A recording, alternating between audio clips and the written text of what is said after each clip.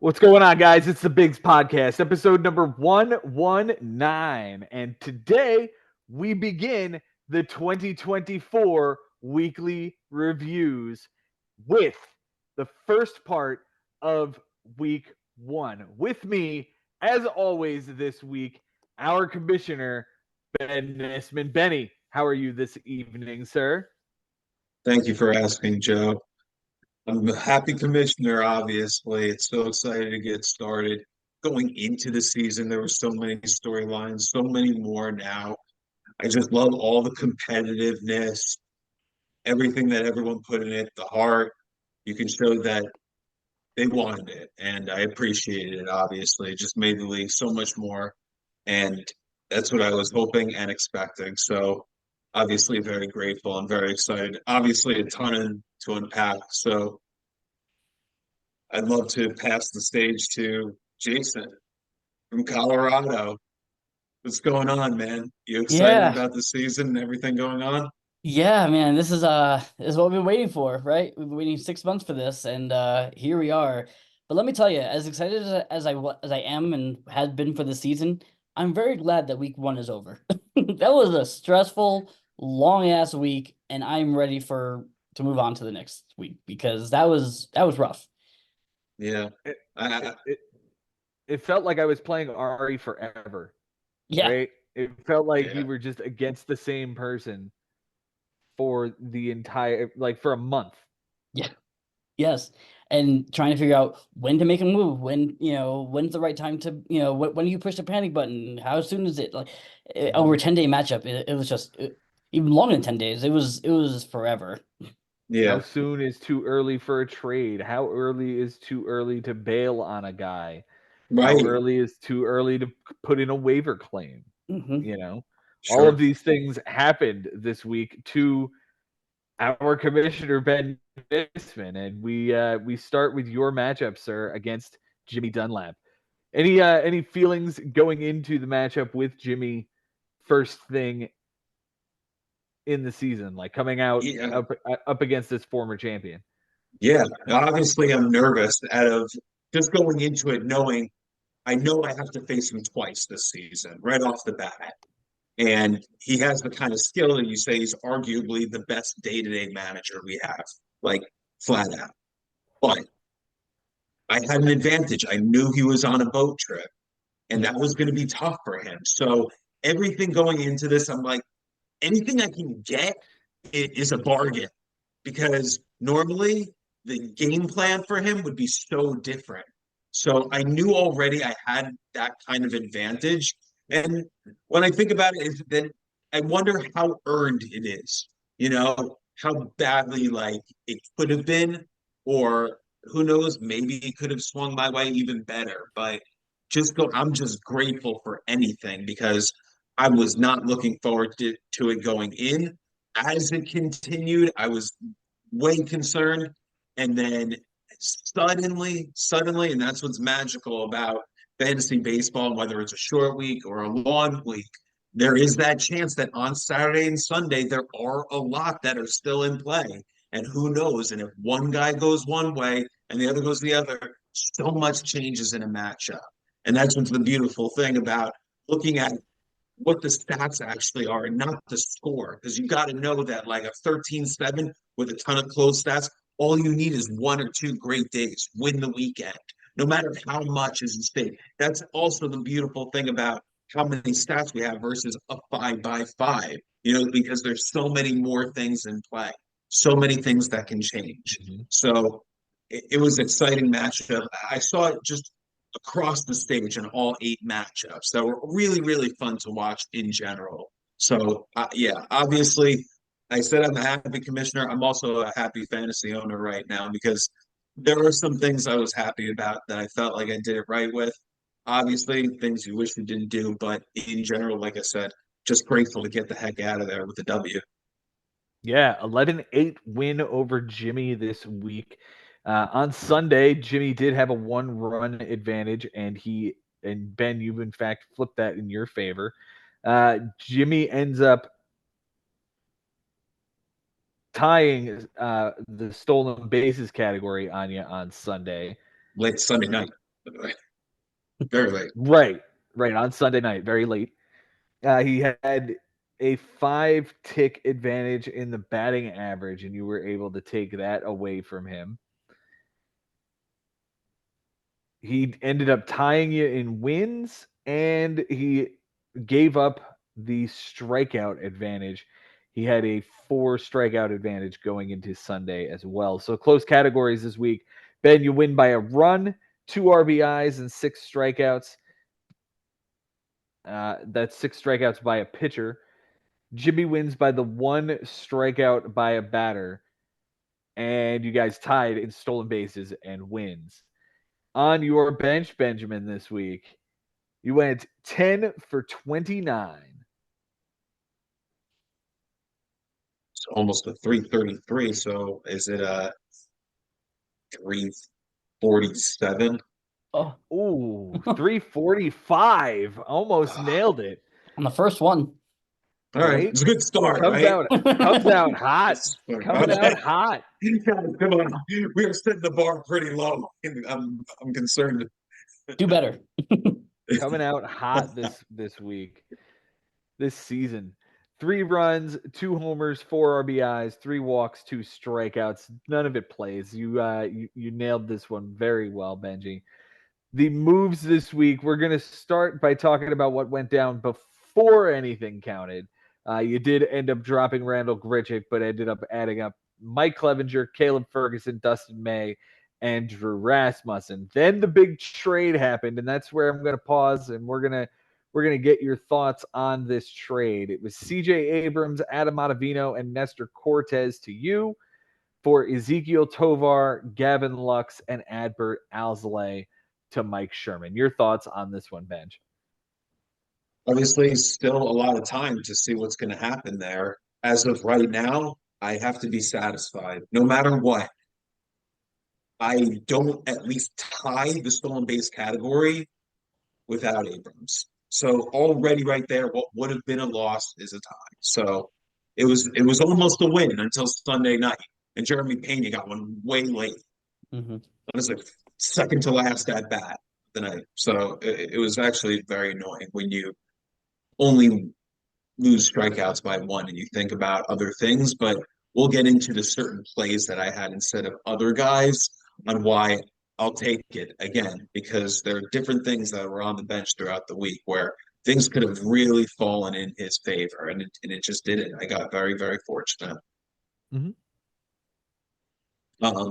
Cortez, it's for the long haul, and I'm Ottavino.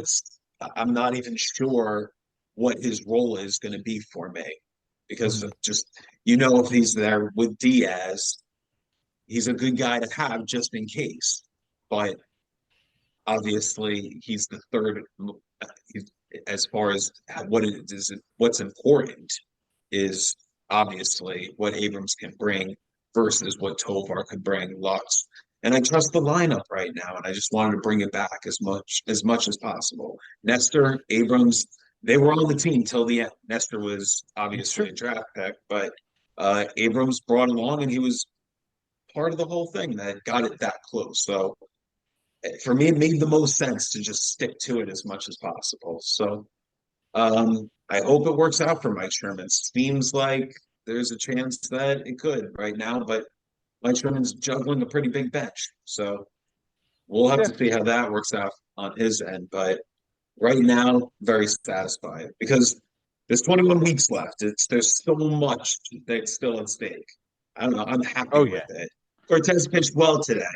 But I mean, let's say that we recorded this before he pitched great yesterday. I would still say I'm excited. Like Cortez on the Yankees, it's a good situation there. So yeah, there's far less advantageous situations to be than the 3 or 4 starter on the Yankees right now. Yeah. And getting that along with CJ Abrams, who could put up 40 steals, and Adam Ottavino, a solid setup guy for Edwin Diaz. Right. Yeah. I also felt like that strikeouts were going to be better for me if I take on Abrams versus Tovar in general. I think I could because I'm like, Muncy, he's going to have those strikeouts consistently. So try this instead. Maybe it evens it out a little bit. And Gotcha. obviously, Lux, I want him in the lineup because he's a Dodger, but at the same time, I'm committed to Santana, and I don't want to block Santana if I move to Arise to first. Like I'm sticking with Santana when he plays because you never know. So that was part of the commitment. It seems like Santana could be on a slight non-everyday role depending on his production, but I know that he's a good guy to have in there just because of his consistency. So Lux didn't really, I wasn't going to play him enough. So it was the right guy to move to get the guys that I wanted to bring it back closest. So I'm excited about it, man. I don't know. I obviously, again, a lot of time. So, Yeah, plenty of time to see how this one's going to shake out. But I'm glad you're excited. It seems like Mike Sherman got a good deal as well here with a Gold Glove shortstop, a promising bat out of the Dodgers lineup, and the closer in Chicago. Yeah. From there, you dropped Drew Rasmussen for Jose Quas, dropped Ryan Brazier for Ryan McMahon, and he is the waiver claim that we'll get into momentarily. Alex Vesia dropped for Brandon Belak. Jose Quas dropped for Patrick Sandoval. Sandoval and Belak dropped for Josiah Gray and Martin Perez. Martin Perez, 6 2/3, a win, a homer, 2 walks, 6 strikeouts, a 270 and a 120 in Washington. But Josiah Gray on the other side, 4 1/3, a loss, 3 walks, 3 strikeouts, a 1246 and a 231 against the surprising Pittsburgh Pirates, who once again are really good in April. So let's just give them yeah, credit where it's due. you're right. It felt like deja vu for a second with like the Pirates playing just as well as they did last year. Things even out. I mean, maybe they'll move to I this April. I don't know. Yeah.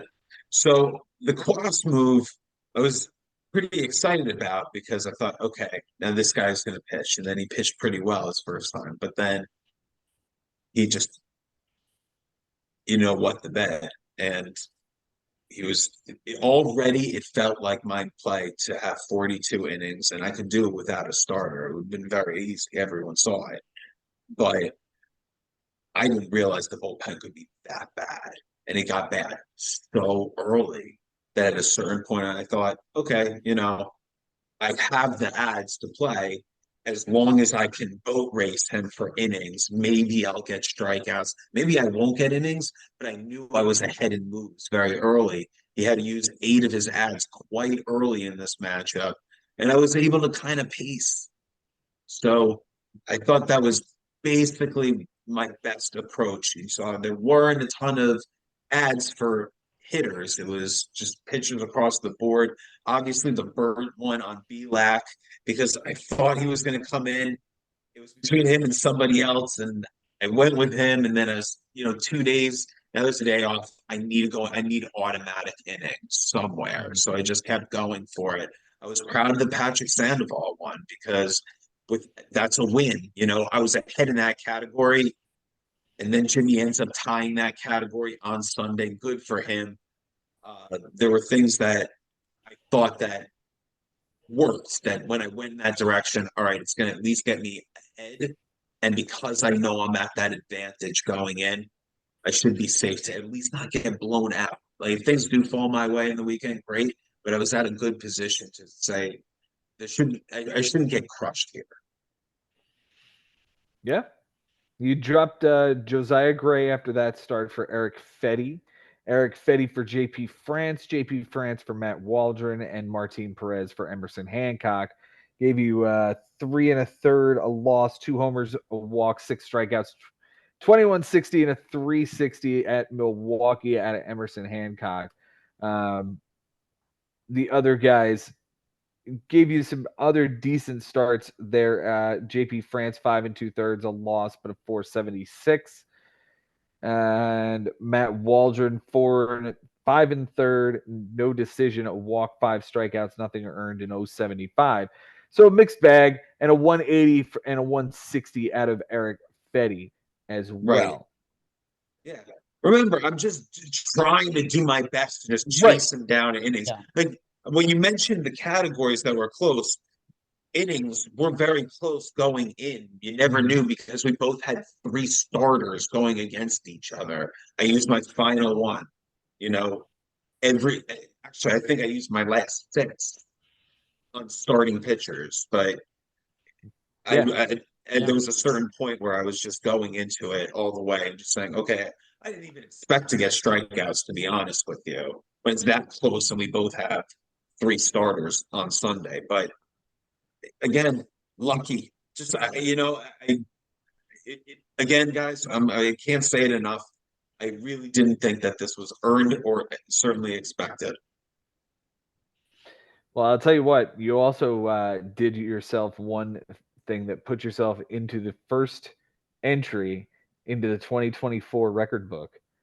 Your relief appearance total of 43 tied your own record for an all-time uh, Oh, record of 43 relief appearances in a matchup. oh, cool. So, Well, on top of chasing if I had down the known innings, that, I would have. Yeah, that's crazy. on top of chasing down those innings with the last 7 moves being a starting pitcher, you also put up 43 relief appearances. That is pretty damn impressive. Yeah. Your most valuable hitter this week, sir, is Will Smith. Not the What? rapper or, in fact, the reliever, but the catcher. 415 with Wow. a 444, 4 runs, 4 doubles, 8 RBIs, 3 walks, 6 strikeouts, and an error. You are aghast at it not Yes. being CJ Abrams, I assume? No, no. Uh, guess again. I don't know, Charlie Blackmon with No, I his would say 323. no. I would say my first round pick is would be what I expected you to say. Yeah, Soto having 8 walks and 7 strikeouts and a 438 on base percentage is very nice, but I'll take the 8 RBIs and the 4 doubles. I mean, that is No, I know. Yeah. I thought 7 RBIs in the 5 runs. There's, okay, so here the big thing in my and this was important for me to bring up this whole week. Um, there was something that happened on Friday for me, and it was that McNeil was in my lineup, and I had expected that Charlie Blackmon would not be playing because he was facing a lefty. And the lineups didn't come out in time. It was just so it was the difference of a minute because I was on top of it at 4:09, like making sure because I didn't want to play McNeil. And you looked at I win runs by 1. I would have played Blackmon if I had known that he was playing. McNeil would not have played. McNeil goes 0 for 4. And at the time, the average was, remember, really close. And I'm like, oh, maybe that one hit, that 1 for 5, I need more than that run. And it turns out because that lineup came out late, McNeil is stuck in my lineup, gets me the run that I never would have went to get, and ends up getting me that category. That's called a lucky mistake. There was just I have. It's just one of those things where you didn't expect it to necessarily be in your favor because you're thinking like McNeil might line up. This is not going to work. This is not going to work. And then it ends up being the difference when you really look at it, what would have happened. So it's something funny and lucky. Yeah. hey, sometimes it's better to be lucky than good, right? Hell yeah. Guess so. We'll take the W any way we can get it, and when we get lucky with McNeil's run on a Friday, Yeah. you take it. Take it. So Soto, those runs versus Will Smith's runs, I think about it. I'm like, an extra run, I needed that. Like, yeah, the RBIs, but I won RBIs by 2. Like, I would have had that with Soto anyway. Yeah. But I hear you, Will Smith. It's great to have both of them if they're co-MVP to me. But yeah, What do you say about your least valuable hitter? Who is it? on that weekend, it would probably be Nimmo, right? We're gonna give it to McNeil because Nimmo did have the 7 walks, so the 316 on base percentage is quite nice there. But an 059 and a 200 with Yeah, 2 runs, a homer, an RBI, a walk. I'm sorry, 2 walks, a strikeout, and 2 errors. That sure. not being up to snuff, honestly. The Cy Young this week. Who do you got for it, Benji? We're gonna give it to Pat Sandoval. Yeah, it's got to be. Has to be Pat Sandoval. That ad against the Marlins. 5 2/3, a win, 2 walks, 7 strikeouts, a 318 and a 106. That was very nice up against the Marlins. And the Cy Young, Emerson Hancock. Do we like that one for the ugly one of the week? Take your pick, man. I would say any of the bullpen guys that just didn't show up. They just imploded. Mm-hmm. Was That it Kyle Lang, Finnegan. Finnegan? Sure. Yep. Yeah, Yeah. Justin I Lawrence. was playing reliever roulette with them, and Finnegan had a great inning on the bench. You know what I mean? So it was tough because I was playing with a deeper bullpen. Yep. All right, for Jimmy this week on his bench, Benji, he goes 26 for 91.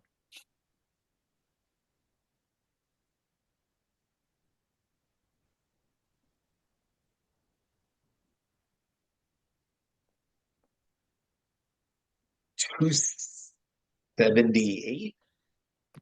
Not quite that good. It's a 286. 10 runs, 4 doubles, 2 triples, 5 homers, 24 RBIs, 5 walks, 26 strikeouts, and 2 errors.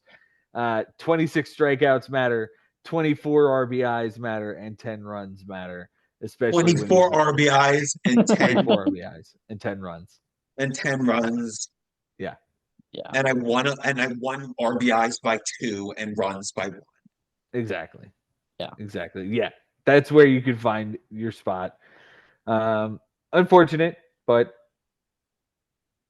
I think this is one of those cases of he has to figure out his lineup, figure out the construction of the team, and see what No, is I going to think work it'll best. see. I actually think it'll fall into place now because there's certain guys injured. He'll be fine.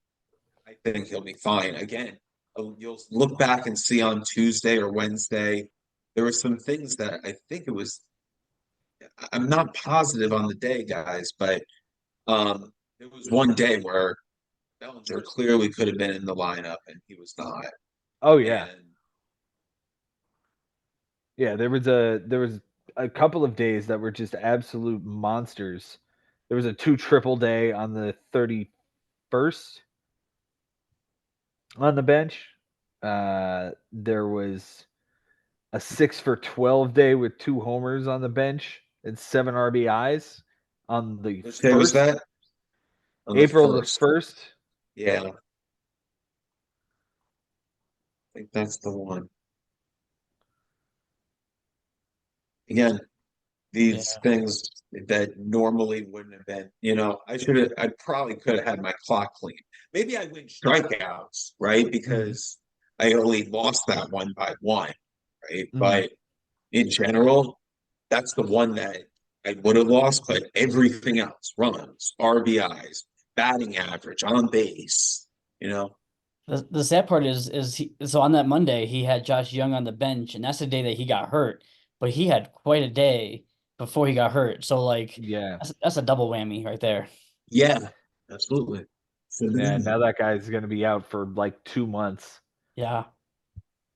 So He has a rough. deep right. Him, Luis Robert getting hurt. I think things will fall into place. I felt like the bench is deep and just the way I know Jimmy, he'll be able to pluck and play and just go through it. With the 10 ads, I'm very, very confident he'll know how to diligently put those into play. And I'm confident in his managing skills. So it's a loss. And I hope he thinks of it as like, this is a loss that I could have killed. Like, it should have been a win. Like, if I was Mhm. around to play the team more, I would have whooped him. He played better than me the whole way. Very fortunate at the end. That's how it goes. He'll be fine. he's going to have a very good season. Better guess? Yeah. Very, very good chance of being a playoff team with this group. He's a dangerous manager. And even with that vacation, he was able to use his 10 ads.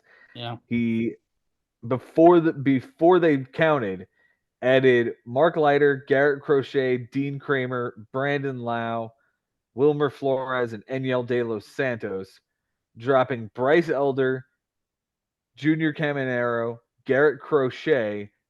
That one he might want back. Then dropped Brandon Lau and Rafael Montero. So Brandon Lau was a complete waste, but it didn't matter. Yeah. Well, if it's a pitcher that gets 6 strikeouts, it wouldn't matter. Yeah, could have been.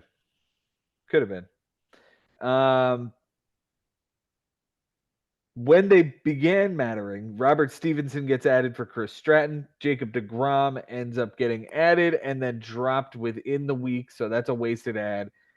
Wilmer Flores dropped for John Birdie. Zach Neto gets added for Luke Raley.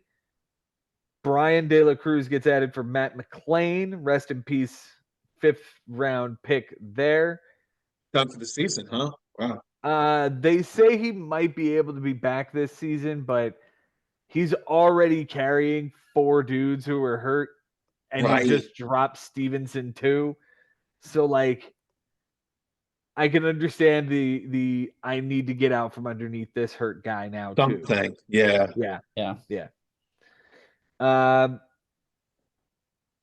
Luke Raley gets added back for Brian De La Cruz.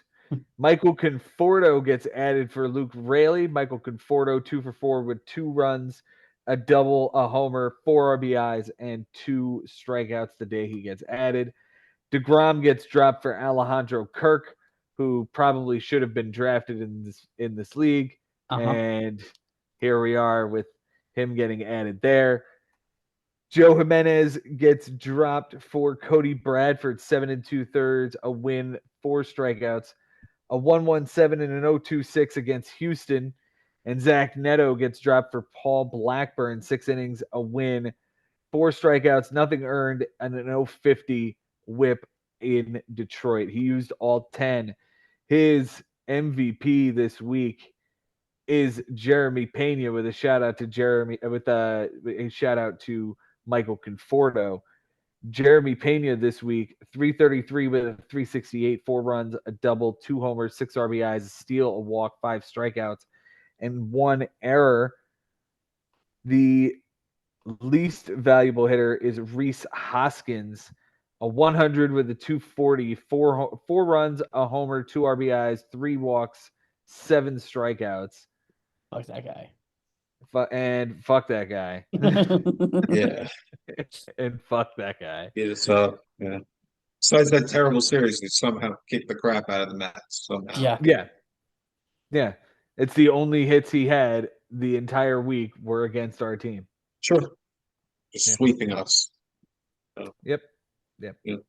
We're in the wrong city. The Cy Young I'm going to give to Cody Bradford. I mentioned earlier, 7 2/3, a win, 4 strikeouts, a 1.17 and 0.26 against Houston at home. And the Cy Yuck, we're going to talk about Tim Mesa. Tim Mesa, 4 innings, of homer, 4 walks, 4 strikeouts, a 6.75 and a 2.50. Listen, he had a pretty good week, did he not? A 2.56 ERA and a 1.05 whip. Yeah. It's a pretty impressive week. It's hard to find somebody that's really that bad. Exactly. The whole time I was thinking, my God, can some of these guys give up some runs? And especially because all I'm trying to do is just but all of his starting pitchers were just knocking it out of the ballpark right off the bat. Pablo Lopez, unbelievable, right? He's already a quarter of the way to the freaking minimum at that point, so obviously not, but between that and a few relievers on the first day, you're off and going. He was just perfect. The strikeout to inning ratio was awesome. The strikeout to walk ratio was awesome. That was just striking out guys in the long pace. He just wasn't walking. Just wasn't, giving up the bomb. There was a point where I was posting bombs, but then the Guas pickup, yeah, that was good in the beginning, and then all of a sudden he gives one up, and then just homer after homer giving up, and I had one attack, and fortunately I had the ass to do it. And again, big advantage when a guy doesn't have Wi-Fi and he needs to do something on a specific day, like just setting the lineup simply and giving himself a chance to get some counting stats in there. Unfortunately, it just didn't work out in his favor that, my guys hit on Sunday. My guys hit a little bit on Saturday. And it's just everything swung on Sunday. It's very, very, very fortunate. Hasn't happened. It feels like it hasn't happened to me in a while. And to do with this manager, against this guy, the guy that won a championship in 2022. I got 2 wins off him that season, even though he ends up taking home the crown. I get one here. We're 4-1. He got the one on me the year I won in 2021 in that championship for me. So we are back and forth here. So this is becoming a really fun rivalry. I told him, like say to you now, he was the better manager. This day to day, like he was the better guy. He just didn't have the ability to check his team, and I just got lucky. So it wasn't exactly earned, but it really feels good to get out of there. Hey, respect to the humility there. Yeah. Respect to the game recognized game. And Yeah. Jimmy could have And, very well taken you to task this week and no put up doubt. a whooping. Right. And the fact that, okay, he gets Chris Sale's win to tie that category on Sunday. Like he'll grab that one on Sunday. He gets that late night steal from Jeremy Pena where he was in 2 strike counts and Langford was in 2 strike counts. I'm thinking, like, can somebody strike out just towards the end of the game? And no one would. And then all of a sudden, on base, stolen base, ties that category. The strikeouts don't change that. These are things that fell in his direction that are huge, huge. Mm-hmm. Imagine the stolen base doesn't happen. Imagine the strikeouts happen. All of a sudden, it's a 12-7. It could potentially be a 12-6. So there were stats that I felt like, okay, he earned at least something in the matchup. This could have been worse on his end from just that happening at night. So works both ways. It does. It does. All right, let's move on to the next matchup here. It's going to be my matchup with Ari Nisman, and I took down a 13-5 victory on a stat correction that gave him one fewer error, and we ended up tying that category. So it went from a +8 to a +7. Yeah. Okay. All right. Benji, we were talking as the week was progressing. I was like, listen, I don't think I'm going to blow Ari out that bad. What did I say? 12-7. I felt pretty good about. Okay. 13-5 feels even better. Certainly gives me a good start, but I am currently a bit unhappy with what happened to the ace of my staff. But let's get into this matchup, and I feel pretty good about. First of all, on Sunday, strikeouts by a batter were tied, and I was able to get that because I benched most of my hitters. However, I did surrender on base percentage. It was 2 ticks in my favor, and Ari took that down. I also saw Ari take a win, which tied that category. He also, though, gave up a 3 walk advantage, and strikeouts were tied, and he took that down by starting some starters. So close categories for Ari. He wins by a triple and 7 ticks on the on base percentage. For me, I win by a run, 2 strikeouts, and 6 ticks on the whip. We tied in wins, walks by a pitcher, and errors. For Ari on his bench this week, Benjamin. It's a long week and it's Ari's bench. Oh no. Oh no. It's Come on. 35 for 155. Okay.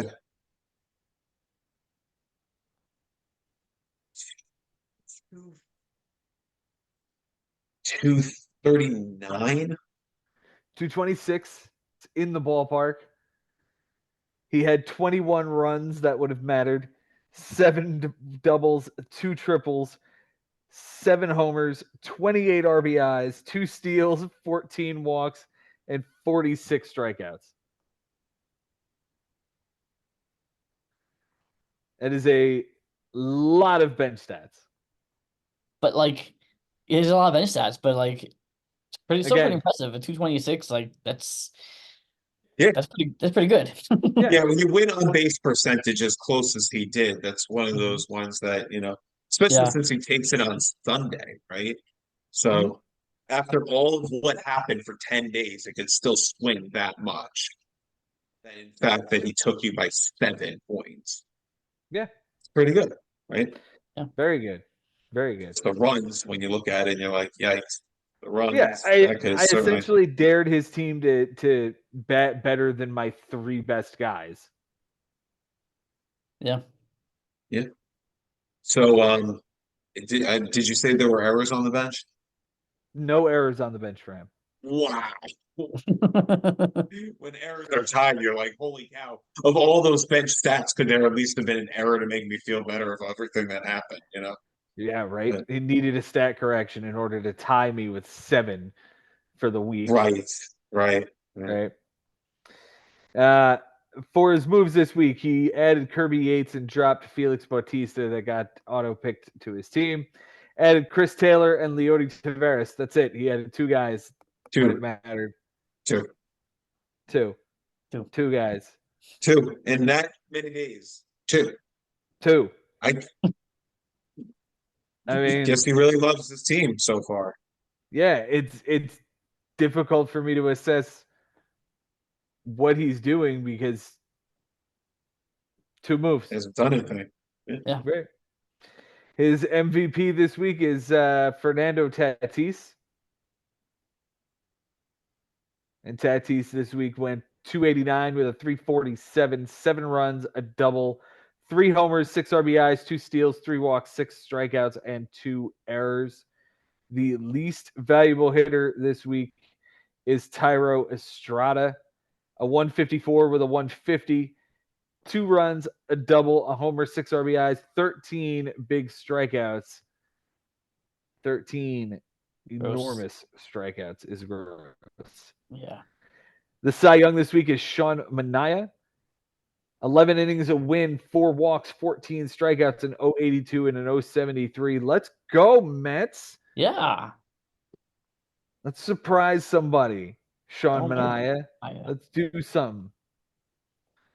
And the Cy Young this week, Pete Fairbanks. 2 innings, a loss, 4 walks, 3 strikeouts, an 18 and a 3. Yikes. For me on my bench this week, Benjamin, I went 13 for 69.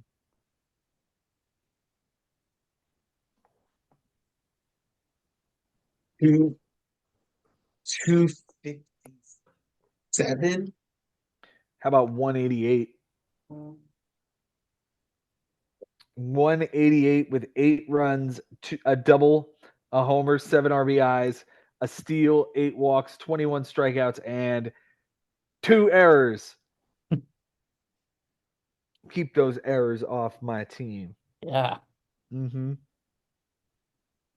I'll only Nice stand job. for 7 of them. Thank you, man. Yeah. It's really good. Thank you. I added Joe Kelly. I added Heston Kierstad. I added Mitch Haniger and dropped Zach McKinstry. He went 2 for 3 with a homer and 2 RBIs and a walk and a run scored. I then dropped Kike Hernandez for Oswaldo Cabrera, 2 for 4, 2 runs, a homer, an RBI, and a strikeout. I thank you. This game is not. I applaud you for that one because I was looking at him for the entire week, going, should I get him? Like as soon as LeMahieu went down, I was like, but there were no reports that he was definitely going to be the starter. Then they went and got John Birdie, and I'm like, I just couldn't find a way to get him on my roster, but I wish I could have. Yeah. And he didn't start last night when I was at the game. Yeah. Right. So But he doesn't I was start against just lefties.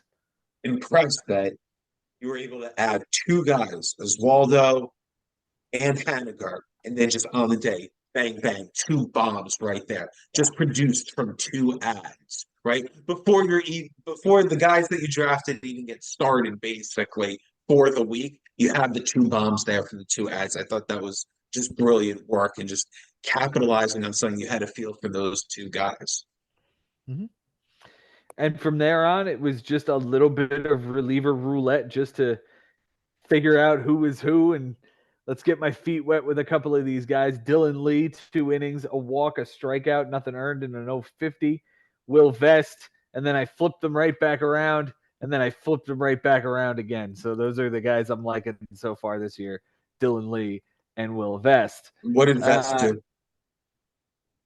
I don't think he gave up a run either. Did he give up a walk?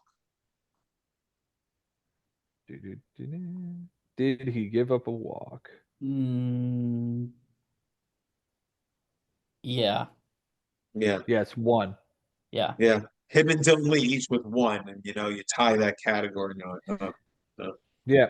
Just Yeah. if you could have pulled one reliever different that just didn't give up the walk, Mm-hmm. ideally. Yeah. My most valuable hitter this week is Bryce Harper. 290 with a 353 on base, 5 runs, 2 doubles, 3 homers, 7 RBIs, a steal, 3 walks, 8 strikeouts, and 1 error. The least valuable hitter is Jose Abreu. As expected, Jose Abreu is always off to a cold start. He has no hits, a 133 on base percentage, a run, a walk, 3 strikeouts, and an error. He's probably going to be riding my bench for a while. We know that he's notoriously slow to start, so I'll give him the majority of April to warm up and get going, and then we'll see where he stands. The Cy Young this week is the last man standing of my solid rotation that I feel comfortable with. Marcus Stroman, 12 innings, a win, 3 walks, 10 strikeouts, nothing earned, an 083 whip. My Cy Yuck is Kenta Maeda. He's off the team.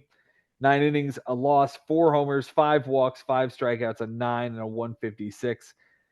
He's off the team, but at the same time, like Framber Valdez just hit the IL.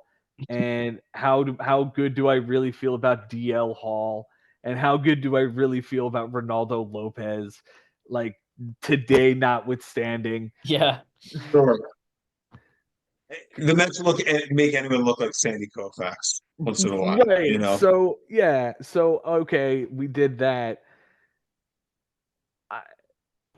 I don't know that I'm feeling all that comfortable about how this team is going to go.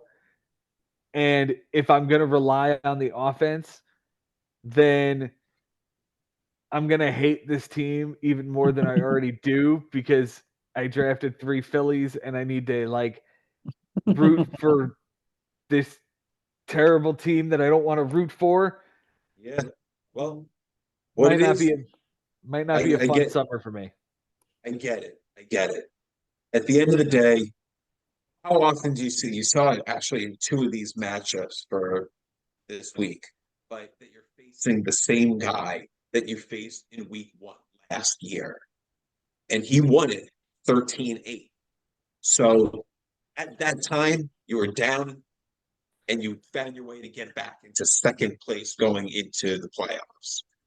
Taking a 13-5 here on a guy you guys faced in the finals in 2014, it's been a great rivalry. And that one that he got on you last year, to me, was like the first one in a decade. It feels like you just own Ari, and it's a good matchup for you. And you took care of business because the schedule gets tougher at this point. So you got the win that you needed to. You got to be happy here.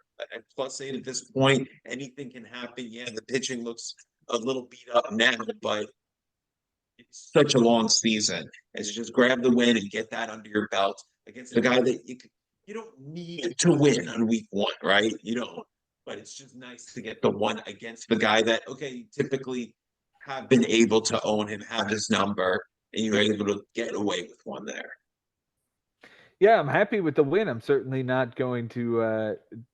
It's anytime you can get a win in this league, you should be thrilled to do so, and I am. That being said, I'm concerned about where my team is going to be 6 weeks from now, Yeah. not Right. where I am currently. Right. Because yeah, you don't need to win week 1, but what you need to be is winning by week 6 and Having winning a by winning week week, 10, yeah, winning sure. by week 15, like that's you need to be putting something together, and I'm concerned that my team is already taking steps in the wrong direction. Um, Potentially, potentially, but also this is something so important to know is mhm, that it's not even necessarily like how your team is doing, it's how you perform against your opponent for that mhm, week. And mhm. if they underperform and they're batting a 188, you might not need to be that great that week. So a lot of the time you can get on a streak just because you're playing the right guy at the right time. So I'm not concerned. I'm more concerned about your opponent's team than your team right now. I think this might be a very tough year for Ari. And now, funny enough, the two losing managers from this matchup up against each other in week 2. It's Jimmy versus Ari. Does this swing a certain way that it just makes it so one of these guys are all right now I'm really climbing from behind because it was a lopsided win or loss. Mm. Yeah, and one of them is going to end up going 0-2 as far as win or a loss in a matchup, regardless of whether it's close or not. And there's something to be said about momentum and it going in the wrong direction. All of a Sure, sudden, you're sure, starting down an 0-3, 0-4, 0-5 slide. no doubt. I Season always can have get to away from you too I quickly. 100%. I have to always remind you that 2019, I take a loss from you 15-4, followed by an 11-8 from Bobby. I have first place going into the playoffs. So you can write the ship really quickly, as long as you have the pieces, you trust the process, and you make the moves correctly. In 2019, there were 13 ads. There are 10 now. There's 37 inning minimum. Now it's 42. So things are different.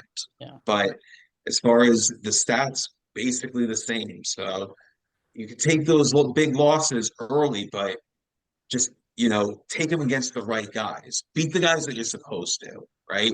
This was an example of that. So I think you got to be happy with that. I am. I'm happy to be sitting in second place. And listen, if I get a win over Josh this week, I can be in first place. That is always the Yeah, place you want to be in the bigs. I'm a happy guy. no doubt. I'm So, just cautiously optimistic. yeah, That's a Again, good way to put it. cautiously That's a optimistic. good way to put it.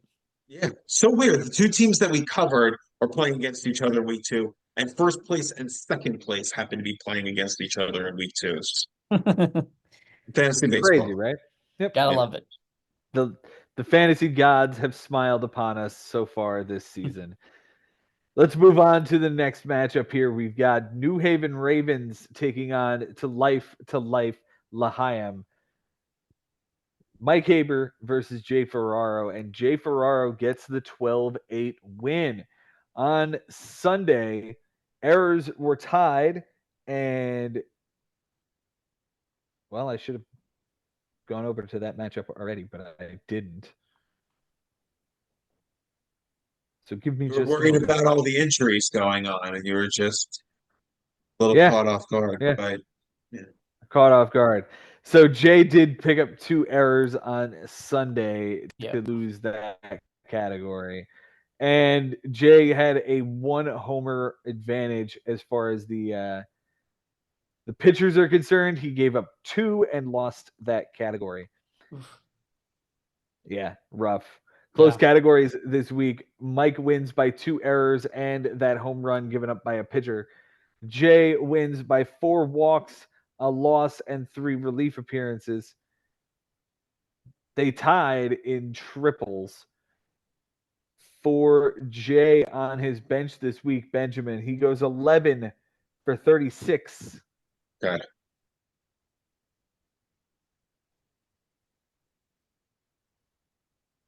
Three 24. It's 306 with 4 runs, a homer, 5 RBIs, 3 walks, and 2 strikeouts. I will say this much: Jay Ferraro struck out the fewest amount of times this week by any team in the bigs, with 55 over 329 at bats. Amazing. To be commended. Incredible. To be commended. Amazing. Well done. Yes. Well done. Incredible. Other than that, not much counted. He won the runs category. He got blown out in home runs. RBIs was a bit one-sided as well, and he won walks. His moves this week, before things got started, he added Matt Manning. He added Jason Dominguez. He dropped Cody Bradford. He added JP Fireeisen and Geraldo Perdomo and dropped Andrew Heaney. He then added Shelby Miller and dropped Johnny Brito. And then when the moves started counting, he added Sixto Sanchez for JP Fireeisen, Jason Hayward for Matt Manning, traded Ryan Presley for Clark Schmidt, traded Jackson Holliday and Ryan Presley for Anthony Volpe and Bryce Miller, dropped Colton Cowser, dropped Jason Dominguez for Kyle Bradish, added Josh Seabours and Tanner Houck, and then began a bit of a reliever run here. Sixto Sanchez for Nick Anderson, Jason Hayward for Randall Grichuk, Nick Anderson for Jose Soriano, and Jose Soriano for Michael Lorenzen. 9 ads used as after they began to be counted, is what we'll say. Yeah. His MVP this week, either Anthony Volpe or Seiya Suzuki. I'm looking at the wrong team. Yeah, I'll say Seiya Suzuki. 286 for the 357, 7 runs, 2 doubles, 2 home runs, 12 RBIs, 4 walks, and 9 strikeouts. The least valuable hitter is Jung-Hoo Lee. Yeah, it's unfortunate. 120 with a 233, 2 runs, an RBI, 4 walks, and 4 strikeouts. He did have a home run this week, but he was benched because he didn't have center field eligibility. Yeah. And Jay wasn't going to take, I forget who it was, out of his lineup and put this guy in as only utility eligible. So instead, he was just waiting it out and playing somebody instead, Jason Hayward in center field, and waiting that out until he got the eligibility. It's disappointing that he missed out on the home run, but at the end of the day, it wasn't that big a deal considering he lost that category by 7. Right. His Cy Young this week is Shota Imanaga, his 10th round pick that he is most excited about. If I could find him. 6 innings, a win, 9 strikeouts, nothing earned, in an 0.33 whip. With a shout out to Shelby Miller's 6 innings and 2 wins, nothing earned, in an 0.33. He basically matched what Imanaga did, minus a couple of strikeouts and whatnot, and he got 2 wins. In 4 appearances. In 4 appearances. That's pretty damn good. Anything that avoided a loss, and even the whip.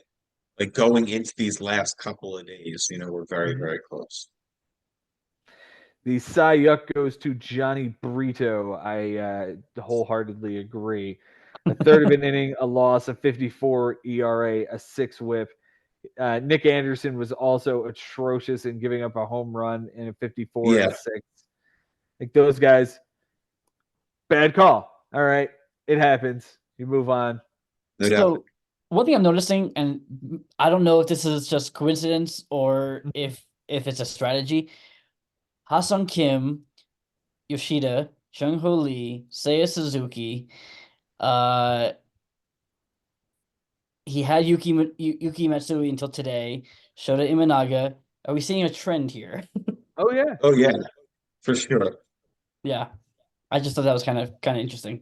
It was very much a strategy of his that he was going into the season with, and here it is. Here's the result. Yeah. It wins week 1 Against the defending champion. So Yeah, Yes. So and he it's didn't even use all 10 ads. He used 9 ads. right, So, right. but that was very, After very bull impressive. rushing, I think he was bull rushing early on. Like, I need this guy, and I need this guy, and I need this guy, and he was just sort of plucking them out of the ground quickly, which had some people concerned about how many he was using in the early going. Was Oh that yeah, not the case? yeah, absolutely. But I didn't know that he didn't know the rule. Like as a commissioner, he's taken a couple of years off. I just wanted to make sure, Mhm. that he definitely knew. But clearly he did. If he didn't even use them all, that's amazing. And it's Yeah. in an 11-day week, basically, not even including the series in Seoul. So Right. yeah, Right. he was able to delegate those moves correctly and yeah. perfect to take out Mike, who, oh boy, what we're gonna get to his team now. So fire Oof. away. All right.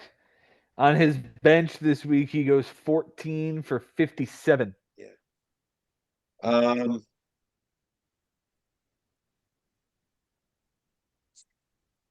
208, 196. 246. Oh man, not even close then. 8 runs, 4 doubles, 2 triples, 4 homers, 10 RBIs, 2 steals, 7 walks, 12 strikeouts, and 2 errors.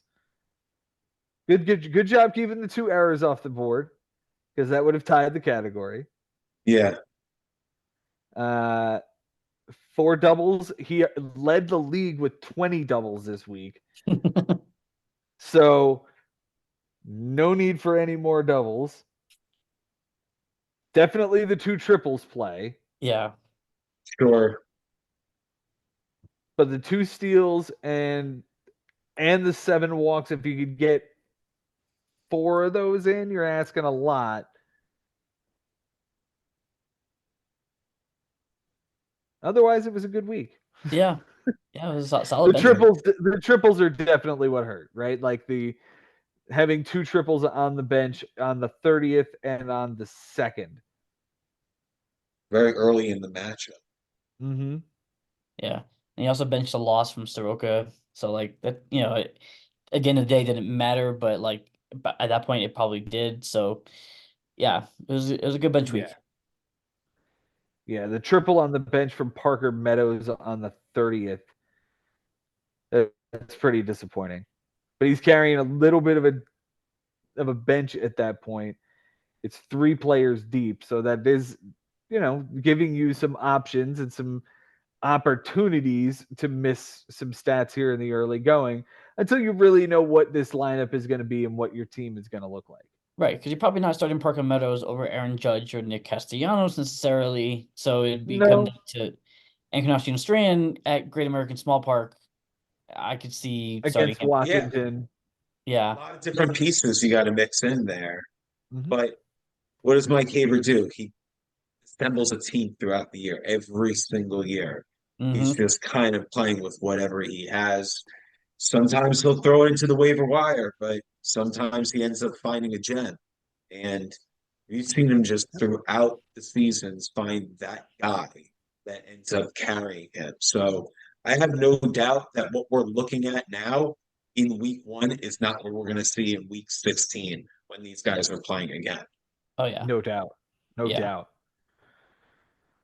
All right. His moves this week, before they mattered, he added Michael Soroka and Luis Heel and dropped John Birdie. Then made the trade with his brother for Nate Eovaldi and gave up Griffin Jacks.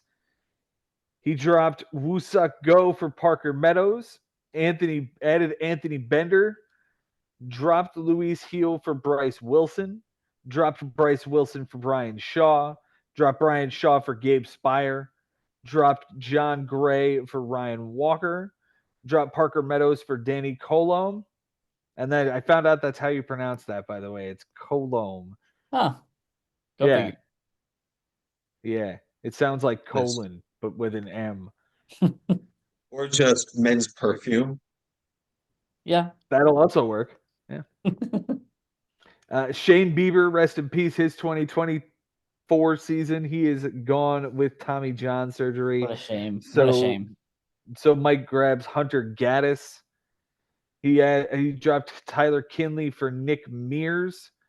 And rest in peace, ? To Trevor Story's 2024 season. It's been confirmed. You can get rid of the question mark. It's over. It's over. Wow. He's done for the year. Yep. Wow. Wow. It's been a tough Dislocated signing. shoulder. Yeah.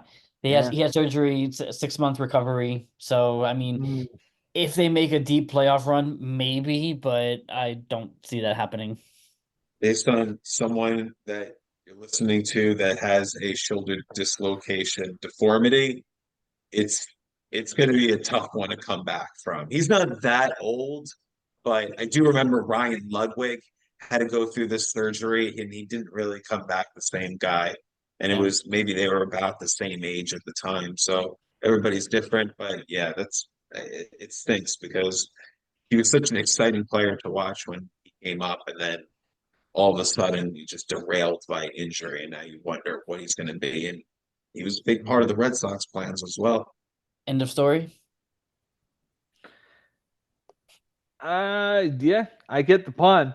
The question is whether or not it is the end of this story. Yeah.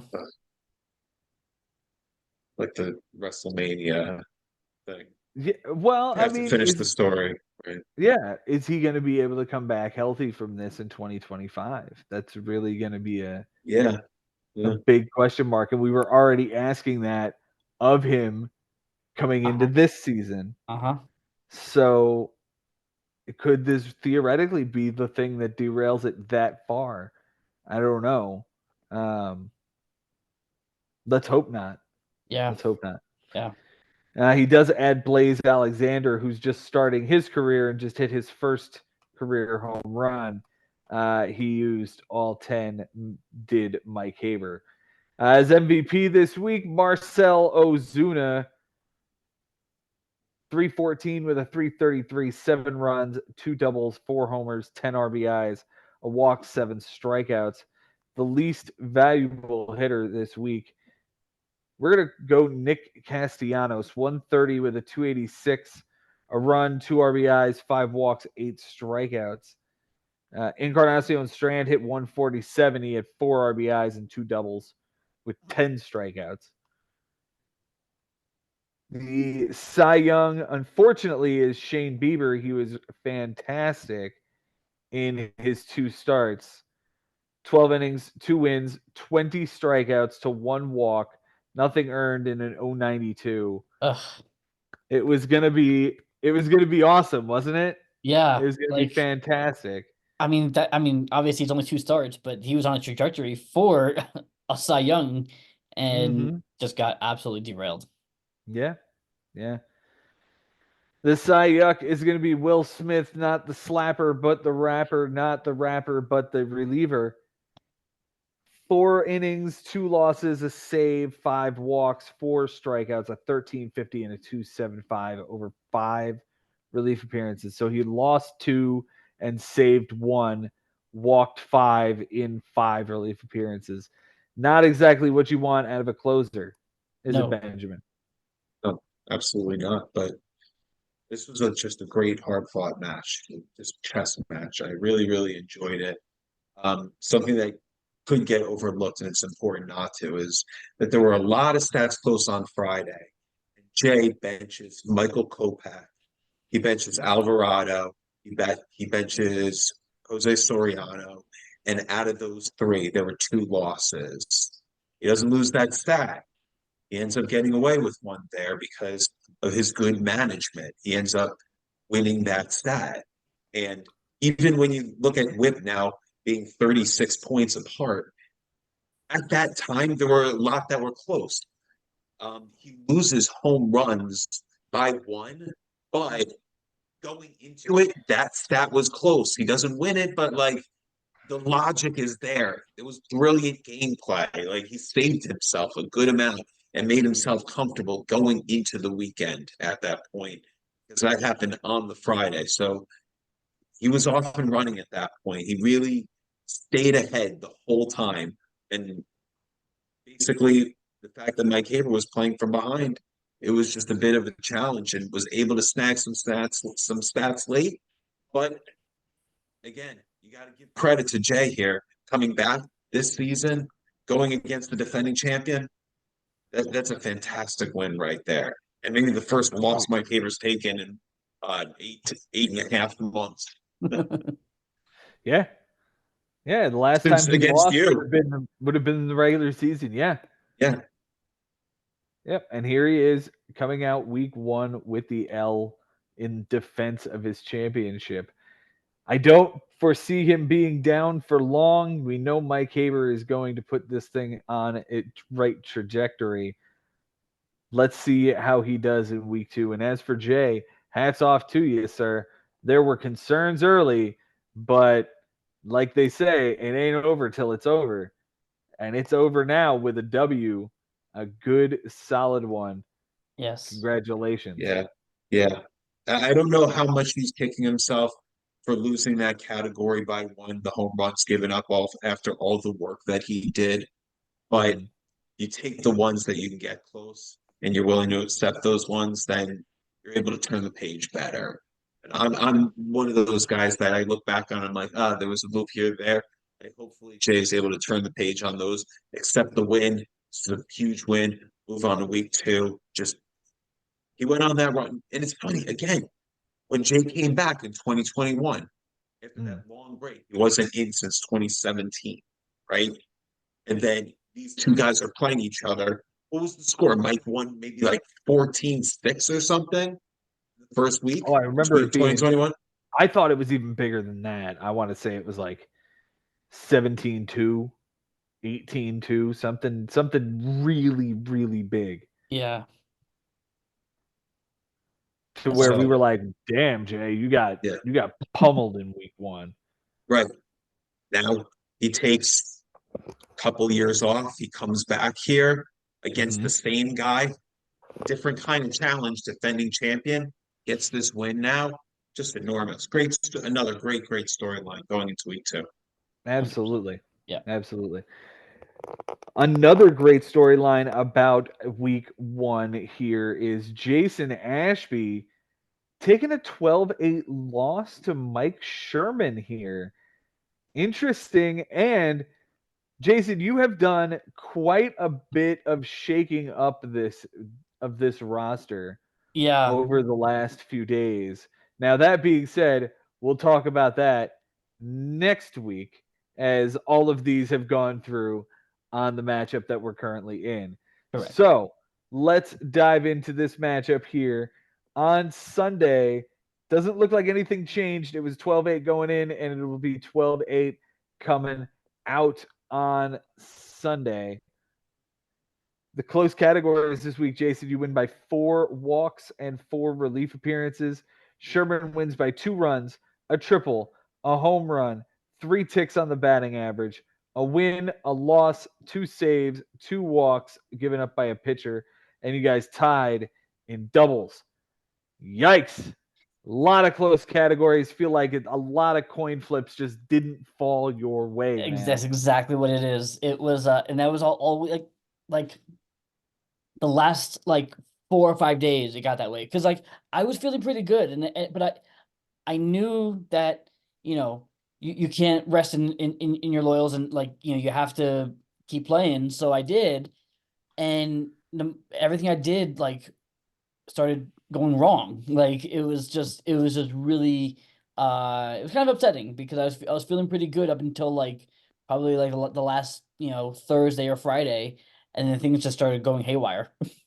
Yeah, and honestly, I was a little concerned seeing that there was still a lot of games to be played where you only had a very small lead in on-base percentage, I believe was the stat. And then all of a sudden, all of those outs could be coming and so many more at bats. And unfortunately, you needed less at bats at that point. And yeah, it was tough. It was tough because I saw just a lead slip away on you. And Yeah. unfortunately, he went and got those stats and the amount of ads he did it in. I don't know if that's like more of a gut punch or like less. But the fact that he didn't even need to use any and he still was managed to be able to do this is just unbelievable and just another beautiful thing about the bigs. Like Yeah. two Because teams here I in like am, are I'm scratching and clawing trying to get like the right guy. I lose Royce Lewis obviously on opening day, which was a big loss. So I'm trying to patchwork third base until Christopher Morel gets it, and it wasn't working. Nothing was working. Oh man, it was a rough week for you, Jason. Let's hope that this isn't an omen of things to come. But the shakeups we will once again be talking about in response to this week. For Sherman on his bench this week, Benjamin, he goes 17 for 75. Sherman and Ari are going to be like this every single week. It's not going to be to this extent because it'll be a 7-day week, but 17 for what? 75.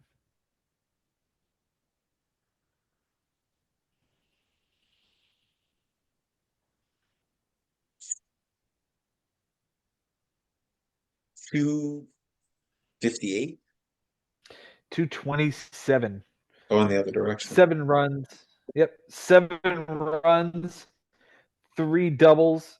That would have won that category. 2 homers, 9 RBIs, a steal, 7 walks, and 25 strikeouts.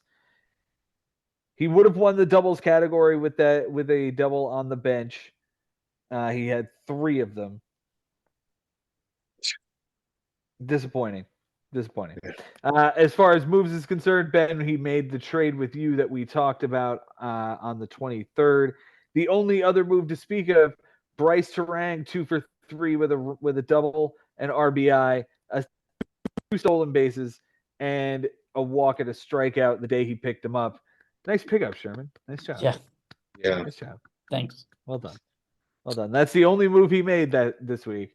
His MVP this week we're going to give to Spencer Steer. 406 average. What's that? That was a double whammy because not only was he crushing me, he was crushing the Mets too. So I was thinking the same thing. Oh, just another guy we're talking about it versus the pitcher. Now it's a hitter. Oh, he had a great week. Yeah, against the Mets. Yeah, of course. Steer 406 with a 500, 8 runs, 2 doubles, a triple, 3 homers, 12 RBIs, 2 steals, 4 walks, and 6 strikeouts. I guess this dude's for real. And he took him from me. Like I was gonna take him that round that he took him in, and wow, really? Yeah. Damn, Spencer Steer. Where is he hitting in the lineup too? Is my question. Like 6 and 7. Like you have McLean and Friedel out, and they can still produce these kinds of runs. They scored 10 runs yesterday. I mean, he hits second every once in a while, but he's been hitting like 6th or 7th most of the days, and he's putting up these numbers. And he's putting up these numbers. And at the same time, like he had Teoscar Hernandez who hit 4 homers and drove in 14. Jake Berger had 2 homers and drove in 12. Riley had 2 homers and drove in 8. It was a really big week for Sherman. Oh, yeah. And I mean, I'm sure there's a part that's very, very frustrating, Jason, because like your team showed power to give you like 15 home runs across basically an 11-day matchup.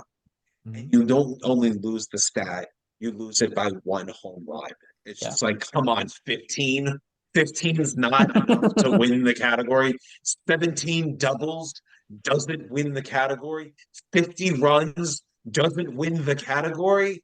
Like, what the hell is going on? Right. And I didn't know what to do. I didn't know what to do. It was so hard. Yeah, I get it. I mean, the third, thank goodness you're able to pull out walks by a small margin And then on base percentage as well. That looks pretty nice. You think, my God, at least you're 344 on base. Can that hold up? Yes, it was able to. So Yeah. at least you were able to sneak away there with some of these crazy stats you had to deal with. 16 home runs led the Bigs in this week. 67 RBIs led the Bigs in this week. So, yeah, Jason, you came up against just a bigger powerhouse just for this week. But you know what?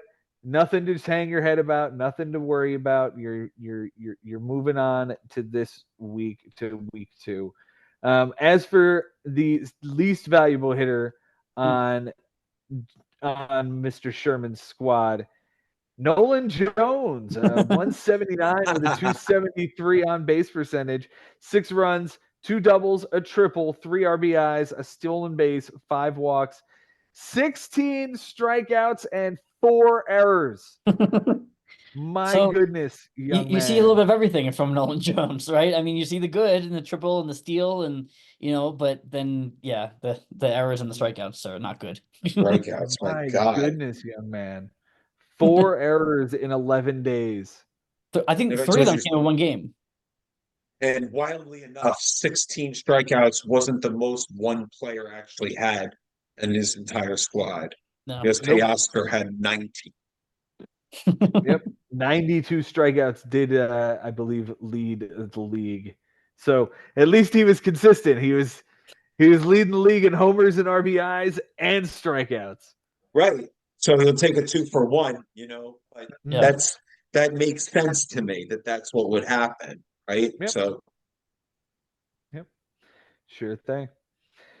His Cy Young this week is Zach Wheeler. Zach Wheeler, 12 innings, a loss, 1 walk, 15 strikeouts, an 0.75 and an 0.75. How the hell is that a line where he has 1 loss? Because of Philly's bullpen. He had a second loss where he gave up 3 earned over 7. What a shame. Yeah. Yeah. What an absolute shame. But a bulldog over this first week. Oh, yeah, absolutely. Yeah. With a shout out to Logan Allen, who has 2 wins over 11 2/3 with a 231. That's pretty impressive out of a nobody that I didn't see coming. He's got to be somebody with Bieber out now. Yeah, yeah. The Cy Yuck is Max Fried. He was awful, wasn't he? Yeah, this 5 innings is over 2 starts. 5 innings over 2 starts with a homer, 4 walks, 6 strikeouts, and 18 and a 3.2. He gave up 10 earned runs over 5 innings. Look at that. Wow. Yeah. Okay, yeah, that is that bad. Awful. Yeah. Awful. And his next start is against us. Yeah, so we'll write the ship on Thursday. Oh boy. Oh boy. All right, Jason, for you on your bench this week, I know you're looking at it, but Benjamin, on his bench this week, he goes 11 for 35. It's a little bit easier. My God.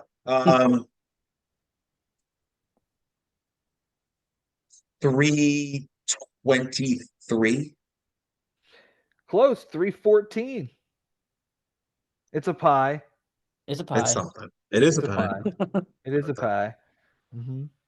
With 9 runs, 5 doubles, 3 RBIs, a steal, 4 walks, and 9 strikeouts. I'm sure it hurts to see the 5 doubles on the bench there.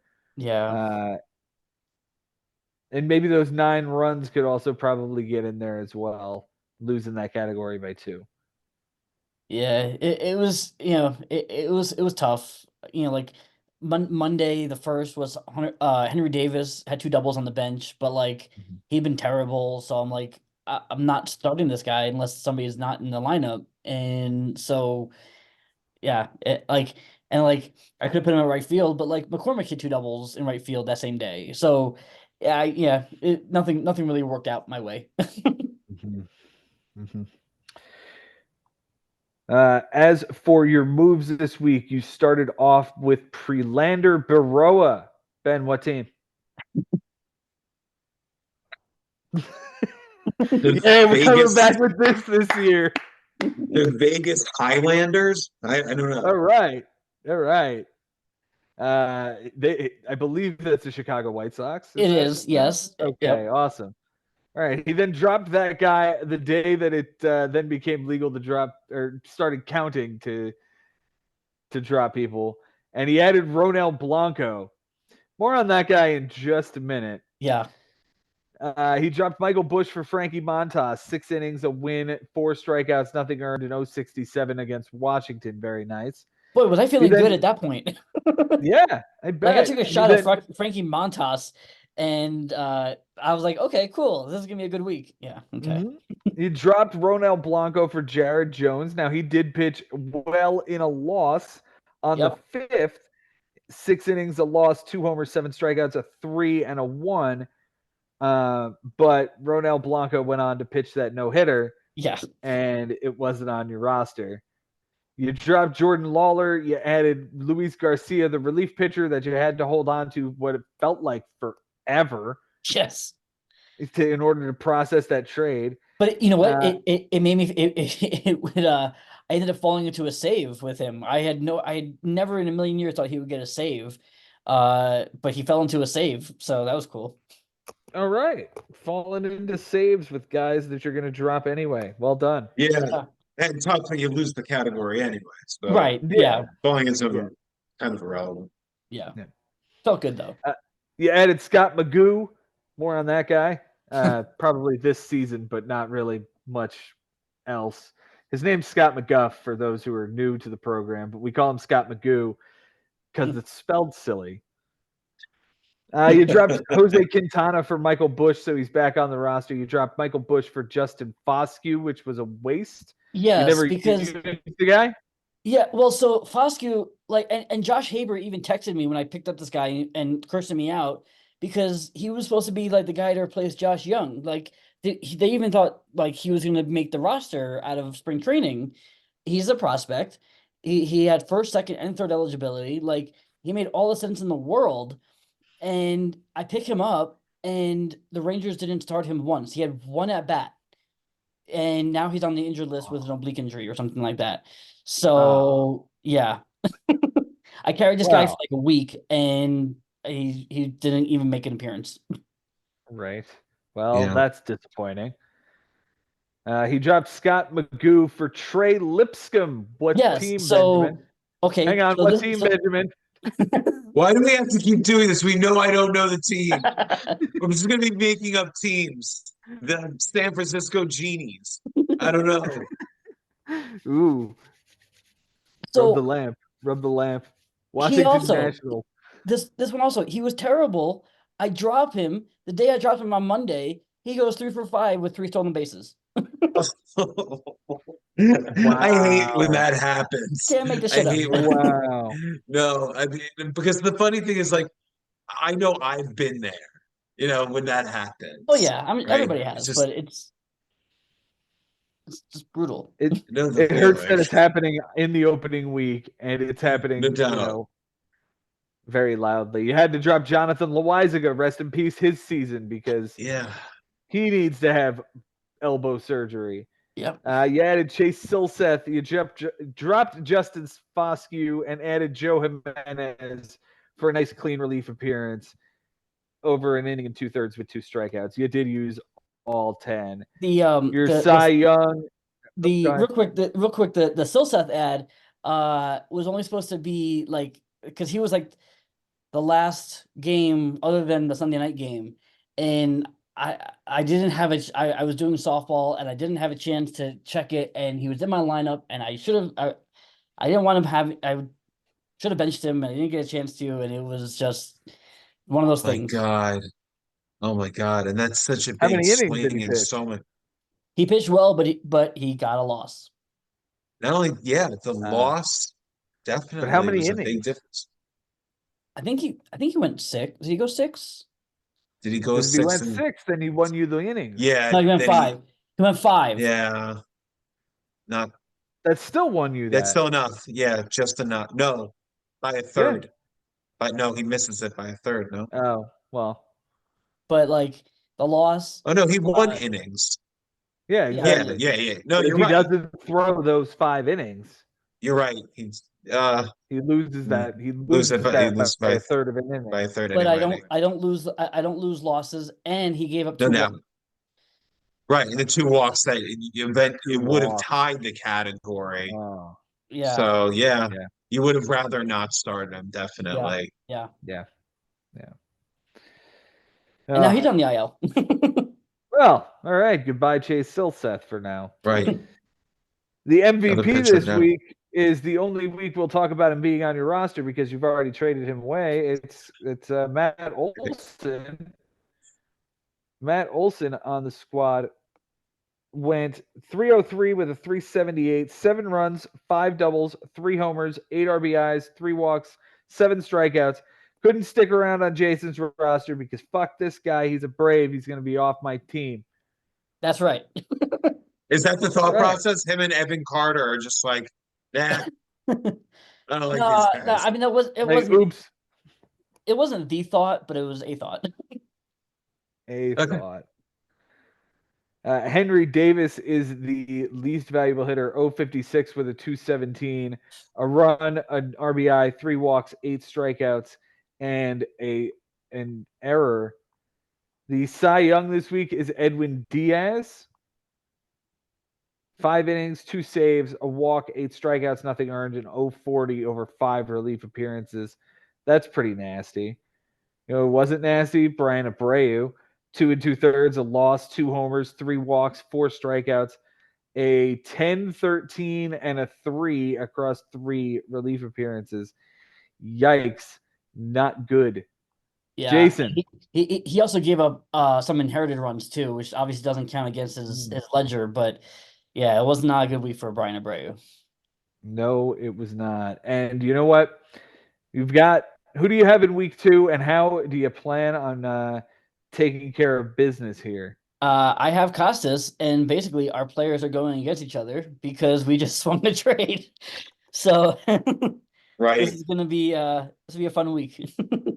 No doubt. And as far as that week goes, already I feel like a good amount in your favor, right? Because the Monday for him was just horrific on the offensive side and somewhat on the pitching side as well, something that might Yeah, be in your favor ultimately. but So I reminded him, listen, like I've been there where the money just looks devastating. But like you have to put in perspective, week 2 out of 22. And I was, reminding him, he didn't even say anything to me, by the way. It was just something I noticed. And I was just like, oh my God, Costas going into Monday with this like new look lineup. Let's see how it goes. Whoa, like that's what happened. That's interesting. Like you just don't see it, but everyone's been there. You just don't see it coming. But getting back to this matchup, it was so important for me to say this is one of the most overlooked great matchups that we had. The fact that these guys had really decent numbers across the board, hitting and pitching, and the fact that they probably would have beaten a lot of these other teams. Jason, your numbers would stack up against most of the teams this week.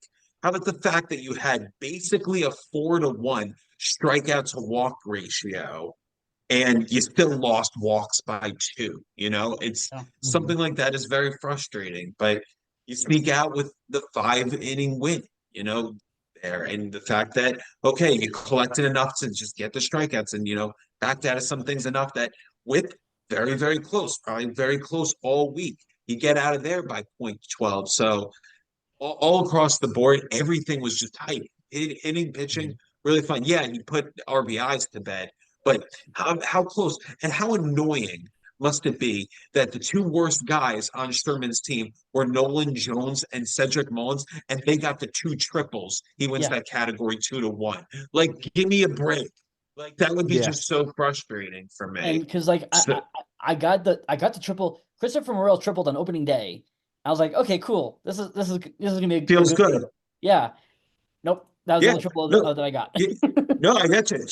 Trout had a home run on opening day. There was Bryce another Lewis. home run I know.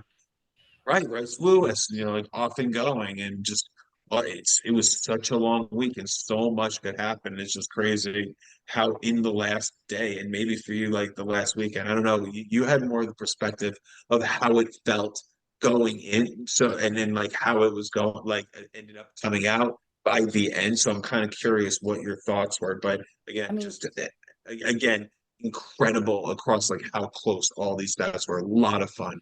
Really, really amazing and matchup. the one that really wasn't close was stolen bases, and it was like I don't know when it happened, but I feel like I woke up one day and he had a four stolen base lead. Like it was because I feel like it was close most of the week, and like I'm trying to look back because like yeah, he had two on the last Friday and two on the last Saturday. Mhm. Like Four right there all of a yeah, sudden. yeah, and Bing then bing. That's a really big 1-2-1-2 to take. yeah, and I'm I like I don't know what to do anymore. Like everything was just Right. so close. It's like No yeah, doubt. I could bench my hitters so that I could keep my on base and average, or I could, but then I'm not going to lose doubles and I'm going to lose all these other stats. And it Right. was just Mhm. it was Exactly. too tough And to the tell. fact that yeah, and the runs as well, and the fact that these guys are Yeah, stealing bases, they probably scored a couple of times. It's like, oh, now that could happen as well. And yeah. yeah. Mhm. So you felt just all of it kind of collapsed day after day, or just It was really like the last three or four, last like 4 or 5 days, starting Tuesday, like it's just like wait, what just happened? Like this was going so well and things just started to crumble and I couldn't catch up. right. And yet a 3.7 ERA over 80 innings, 5 wins, Mhm. missing that one out by one. 5 loss, Sherman. He had four. He takes just again so many things taken by one. Walks given up by two. Yeah, Like it's you lick your wounds because like this was a winnable. Like it was, it and was. it would have been, and it was against most opponents. So like I said before, it really does come down to sometimes just who you're going against. And you can put up great stats week after week after week after week and just be playing against the monster each week. And just Mhm. all of a sudden you have that season, you're hoping that that offense or that pitching to sustain itself. And most of the time it can't. It's just the law of averages. So You know, I'm really hoping that your guys can stay hot this long because they did it 260. I mean, 87 for 334. I'd sign up for that.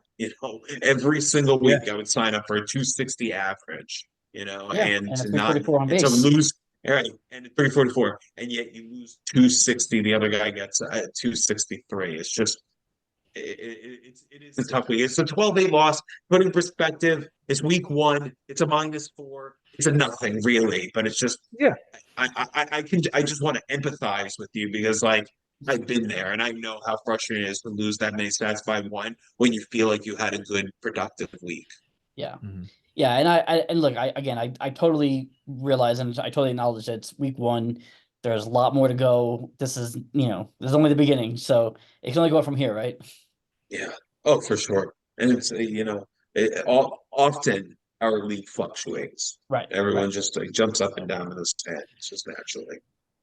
And with all of the changes you just made to this team going into week 2, it's going to be interesting to have that conversation with you next week and talk about all of these intricate changes that you've just now put together.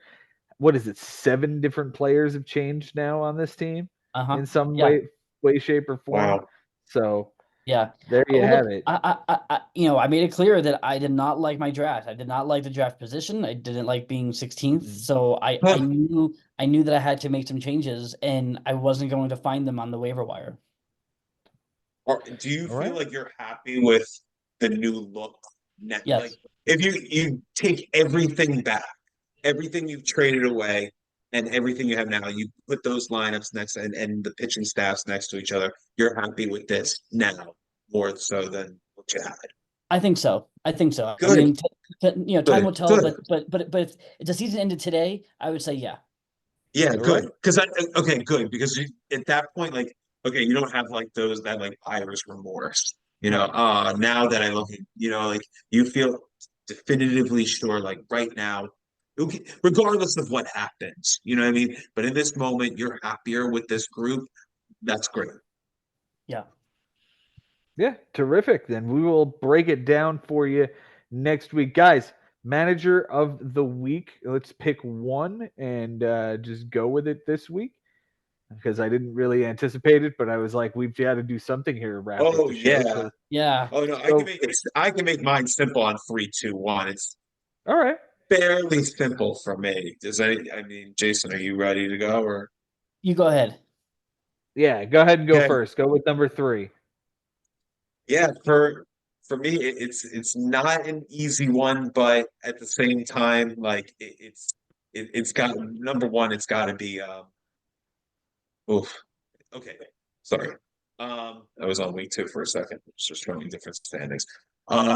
Third place for me is 1,000%. Um,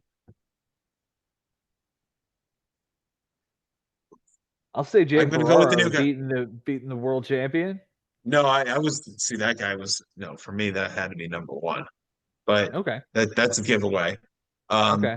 Number 3, I was gonna give it to yeah, it was gonna be the new guy. I mean, just the fact that Cody was able to like find a way to get a win off a playoff guy, that was amazing to me. You know, just that showed moxie for me. Like in the first week, being able to grab a win, I appreciate that. Number Awesome. Yeah. two, number two, it's got to be Adam.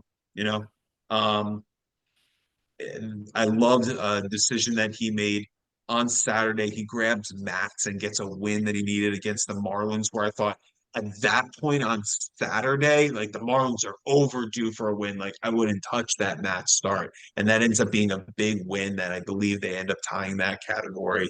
Love that decision. And yeah, number one for me is Jay Ferraro. I mean, to navigate and not even use 10 ads throughout all of that and being able to withstand what Mike Haber was typically doing, which is like finding a way to delegate his ads perfectly in certain ways. And then all of a sudden, you know, it just felt like Jay was going to win this matchup. He had it the whole way. And I was just really impressed by that. And I feel bad that I'm neglecting Josh Haber's win because he did an awesome job. My one criticism is like, I do wish he found a way to use that 10th ad. I thought he could set up a little bit better, maybe even more so than Jay could. But yeah, I'm being nitpicky there. Yeah. That is a bit nitpicky. I'll take Jay as my number 1 as well. Way to beat the world champion. Coming out after a couple of years off and saying, you know what? Let's just remind everybody exactly who in the hell I am. I'm Jay Ferraro. I'm going to make a trade for Evan Carter in week 2. It's it's pretty nuts. We had a whole lot of trades. Volpe, I Yeah, the mean, Volpe trade. Yeah, yeah, the Presley trade. Presley, he Rest takes in peace. Presley and then he just moves Yeah, him. the Presley is the legend of his team. Like he retire his number on Jay Ferraro's roster right there. Each of us have made 3. Me and Jay have each made 3 trades so far. That's Yeah, I know. I noticed that. I was saying that to Joe. I was just like, it's Joe April Jason 9th, guys. I It's know. April already I 9th. know. have 3. You I, get I, 6. I even Save said one to for him, the I said, deadline, right? I'm wary about making a 3rd trade already. But again, like, well, we'll get into it. We'll But talk about it. We'll talk. Was it an offer you couldn't refuse? um, I probably could have refused it, but I didn't want to.